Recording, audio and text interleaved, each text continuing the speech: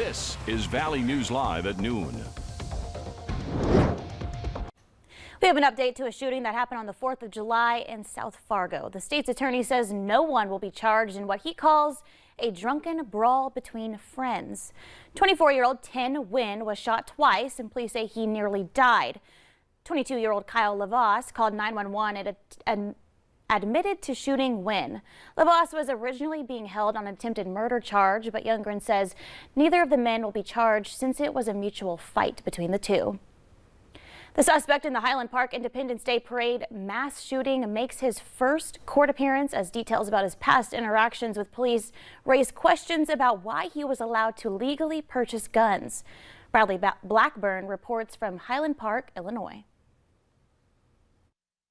The alleged gunman who opened fire at a 4th of July parade outside Chicago appeared in court Wednesday to face 7 counts of first-degree murder. These 7 counts of first-degree murder will lead to a mandatory life sentence should he be convicted, without the possibility of parole. According to Highland Park Police, authorities were called to Robert Crimo III's home twice in 2019. In April of that year, officers responded to a reported suicide attempt, and again in September when a family member told police the suspect had a collection of knives and threatened to, quote, kill everyone.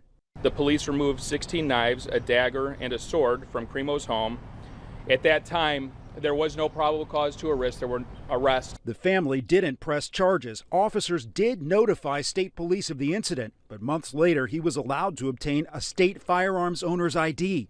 Police say he legally bought 5 weapons, including the high-powered rifle used in Monday's shooting. Illinois does have red flag laws that allow for guns to be taken away from someone in distress, but the suspect did not own guns in 2019 and had no further interactions with police. This community is mourning the 7 people killed, including Irina and Kevin McCarthy, who were at the parade with their 2-year-old son. It makes no sense how anyone could do this to a child where there are children.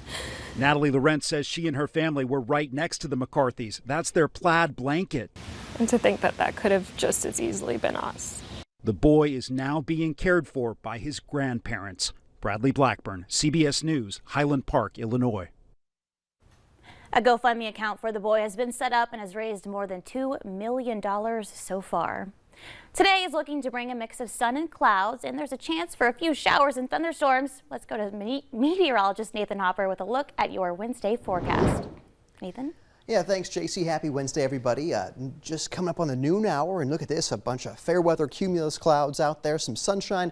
By and large, things looking good there from our Core and Auto Tower cam. Temperatures also reflecting just how the sunshine is really getting going here. Look at that, 79 in Jamestown, 80 in Aberdeen, 79 also in Langdon and Grand Forks. Still seeing those upper 60s though in Bemidji as we speak, with 70. That current temperature in Detroit Lake, 76 as you're heading out and about on your lunch hour here in Fargo. Satellite radar shows a few passing clouds, but a lot of sunshine here with us. I was watching all morning that little cell there that was moving from Minot off through Bottineau.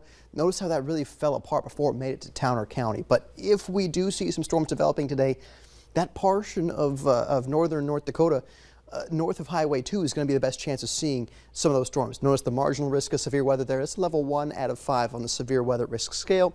Hail, wind, primary concerns if we see some storms developing along a little boundary there up near the Canadian border. For the rest of this afternoon, though, we're looking at temperatures moving into those mid-80s for us in the Southern Valley. South wind about 5 to 10 miles per hour, but by and large, JC, quiet for most of us outside of those few shower storm chances, but of course, we'll break down that full hour by hour in a few minutes. All right, we'll check back with you in a little bit. Thank you, Nathan.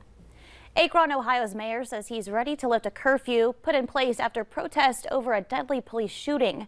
25-year-old Jayland Walker died last week when police shot him more than 60 times after he fled a traffic stop. Yesterday, dozens of protesters outside the county jail demanded the release of demonstrators arrested on Sunday after police revealed body cam video of the shooting. Walker was unarmed when he was shot, but police say a shot was fired from his car before the 8 officers pursued him on foot. It was one of North Dakota's most notorious murders, and now the attorney for a convicted killer is disclosing their reasons for appealing a quadruple homicide conviction. 48-year-old Chad Isaak is serving life without parole for the 2019 murders of RJR maintenance and management employees in Mandan, North Dakota. The judge says Isaak took the lives of William Cobb, Lois Cobb, Adam Furr, and Robert Faulkner in a senseless act and showed no remorse. Court documents just filed say Isaak believes his rights were violated because some jurors were dismissed without him present. He also says the court improperly limited public access to documents, including autopsy photos, and held some conferences with no record before and during the trial. The state has not yet filed a response. Two high-profile officials have been subpoenaed by a Georgia grand jury as part of the investigation into possible interference by former President Donald Trump in the 2020 election. Former New York Mayor Rudy Giuliani and Senator Lindsey Graham of South Carolina were the ones subpoenaed. The grand jury also subpoenaed other members of Trump's legal team. The subpoenas say the witnesses must testify before the end of August. The Bismarck Catholic Diocese is exploring the process of sainthood for a North Dakota woman. Michelle DuPong grew up in the small town of Haymarsh and lived a simple yet extraordinary life that's moved the bishop to open an investigation into canonization. DuPong spent years in service to the church, and after her death in 2015, letters poured into the diocese from people who shared how her life impacted them.